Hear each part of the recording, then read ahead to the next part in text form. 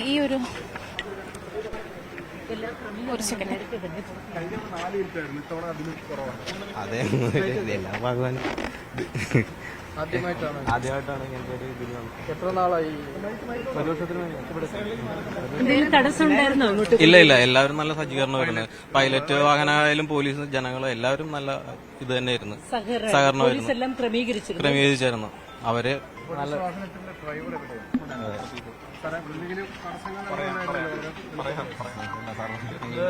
രാവിലെ തന്നെ വിമലാദിത്യ സാറ് പ്രത്യേകം കൊച്ചി സിറ്റിയിലെ എല്ലാ പോലീസ് ഉദ്യോഗസ്ഥന്മാർക്കും കൃത്യമായ നിർദ്ദേശം നൽകിയിരുന്നു. ഇതെനിക്ക് തോന്നുന്നത് വളരെ അധികം സന്തോഷമുണ്ട്.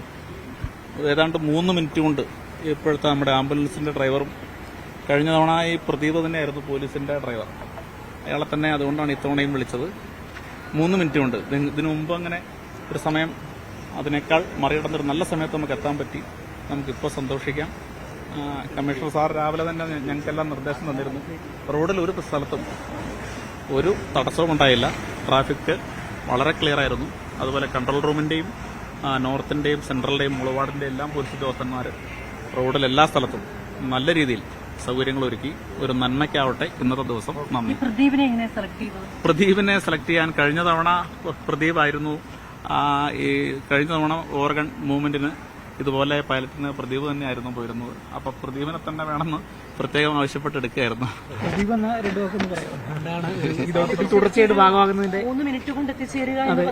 അല്ല, അത് നമ്മുടെ മൊത്തത്തിലുള്ള ഒരു കൂട്ടായിട്ടുള്ള ഒരു ഇതാണല്ലോ. അപ്പോൾ ട്രാഫിക്കും ബാക്കി കാര്യങ്ങളെല്ലാം എല്ലാ പോലീസ് പ്രവർത്തകരെല്ലാം നല്ല രീതിയിൽ ചെയ്തിരുന്നു.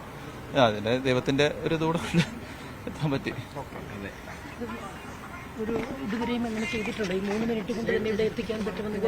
ഇല്ല കരുതിയില്ല. ഇവരുടെയൊക്കെ സജ്ജീകരണവും എല്ലാം ദൈവത്തിന്റെ ടെൻഷൻ ഉണ്ടായി. പേര് മിഥുൻ ആദ്യമായിട്ടാണോ ഇങ്ങനെ ഹൃദയമായിട്ട് ഒരു ആംബുലൻസ് ഇങ്ങനെ വരുന്നുണ്ടല്ലോ? അതെ, ആദ്യമായിട്ടാണ്. ഹൃദയം ആദ്യമായിട്ടാണ്. അതിന്റെ വല്ലാത്ത ടെൻഷൻ ഉണ്ടായിരുന്നു. ഇരിക്കട്ടെ.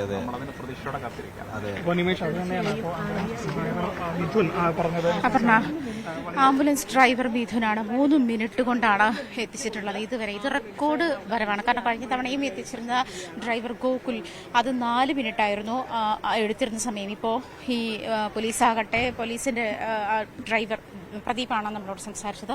ആ സംവിധാനങ്ങളൊക്കെ പോലീസ് സേനയുടെ ഭാഗത്തു നിന്നും ഒക്കെ ഒരുക്കിയിരുന്നു. എന്തായാലും 3 മിനിറ്റ് എന്നുള്ള റെക്കോർഡ് ടൈമിലാണ് ഇവിടെ ഹൃദയം എത്തിച്ചിരിക്കുന്നത്. അതായത് ഈ ശസ്ത്രക്രിയയുടെ ഒരു പ്രാധാന്യം മനസ്സിലാക്കിക്കൊണ്ട് അതിനെ സീരിയസ് പോസിബിൾ എത്തിച്ചേരുക എന്നുള്ള ഒരു ലക്ഷ്യമുള്ളത് കൊണ്ട് തന്നെ അത്രയധികം വലിയ സജ്ജീകരണങ്ങൾ ഒരുക്കിയിരുന്നു. റോഡ് ക്ലിയർ ചെയ്യാനായാലും അല്ലെങ്കിൽ അതിനുള്ള സംവിധാനങ്ങളായാലും. തിരുവനന്തപുരം മുതൽ എയർ ആംബുലൻസ് കിംസ് ആശുപത്രിയിൽ നിന്നും ഹൃദയവുമായുള്ള ആംബുലൻസ് യാത്ര തിരിച്ച് എയർ ആംബുലൻസിൽ കയറി ഇവിടെ എത്തുന്നത് വരെയുള്ള സമയത്ത് അതിനുള്ള ഒരുക്കങ്ങൾ സംസ്ഥാന സർക്കാരിന്റെ ഭാഗത്തുനിന്നും അങ്ങേയറ്റം വ്യക്തതയോടെ, ക്ലാരിറ്റിയോടുകൂടി അതിന് വേണ്ട പ്ലാൻ ഉണ്ടായിരുന്നു എന്നുള്ള കാര്യമാണ് വ്യക്തമാകുന്നത്. ഈ ആംബുലൻസ് ഡ്രൈവർ തന്നെ ആദ്യമായാണ് അദ്ദേഹം ഇങ്ങനെ ഒരു ദൗത്യത്തിന് പുറപ്പെടുന്നത്. ഹൃദയവുമായി ആദ്യമായിട്ടാണ് അദ്ദേഹം ആംബുലൻസ് ഡ്രൈവ് ചെയ്യുന്നത്. മിഥുൻ അത് 3 മിനിറ്റ് കൊണ്ടുള്ള റെക്കോർഡ് സമയം കൊണ്ടാണ് അദ്ദേഹം ആശുപത്രിയിൽ ഹൃദയം എത്തിച്ചത്. എന്തായാലും പറഞ്ഞാൽ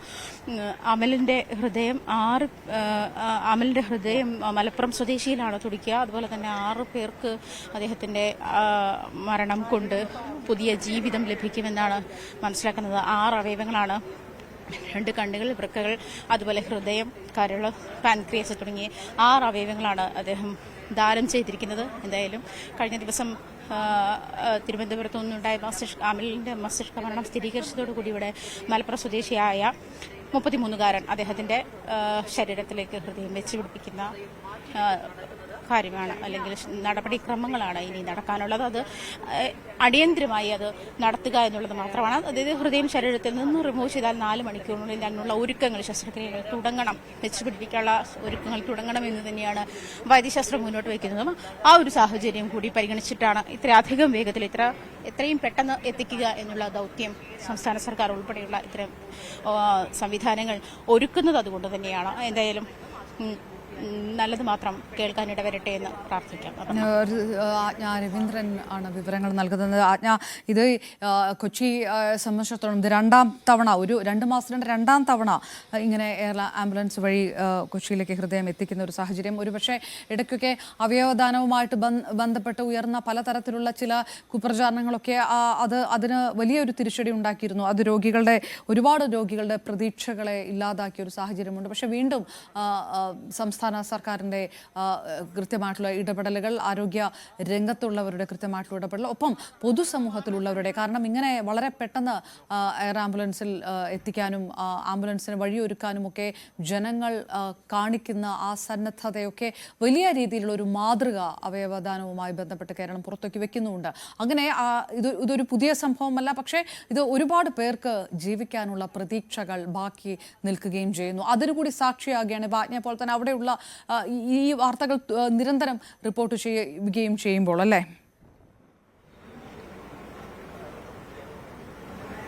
തീർച്ചയായിട്ടും അപർണ, കാരണം ഇത് 33ാമത്തെ ശസ്ത്രക്രിയയാണ് ഡോക്ടർ ജോസ് ചാക്കോ പെരിയപുറത്ത്. അതേസമയം ലിസി ഹോസ്പിറ്റലിനെ സംബന്ധിച്ചത് 31ാമത്തെ ശസ്ത്രക്രിയയാണ്.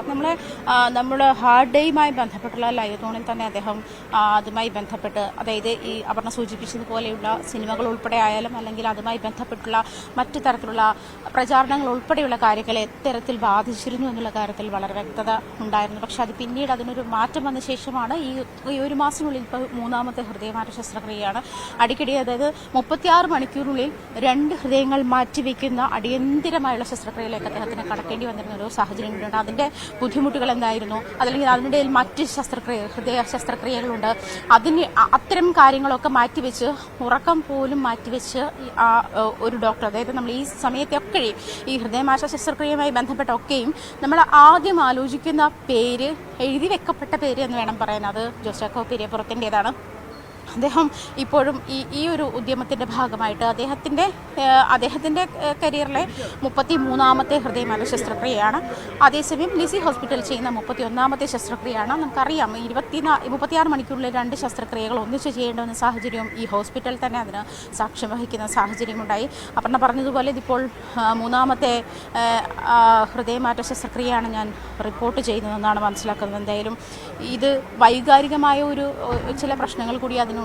കാരണം നമ്മൾ നേരത്തെ പറഞ്ഞതുപോലെ കഴിഞ്ഞ ദിവസം വരെ ജീവിച്ചിരുന്ന, അല്ലെങ്കിൽ അത്തരം പ്രതീക്ഷകൾ വെച്ച് പുലർത്തിയ ആളെന്നുള്ള നിലയിൽ ഇപ്പോൾ അമലിൻ്റെ ഹൃദയമാണ് ഒരു നീലപ്പെട്ടിയിൽ ഇവിടെ ഹൃദയം മറ്റൊരാളിലേക്ക് തുടിക്കാൻ വേണ്ടി എത്തിയിരിക്കുന്നത്. ആ ഒരു സാഹചര്യം കൂടി ഉണ്ട്, അത്തരം കാര്യങ്ങളുണ്ട്. എന്തായാലും നമ്മളൊപ്പം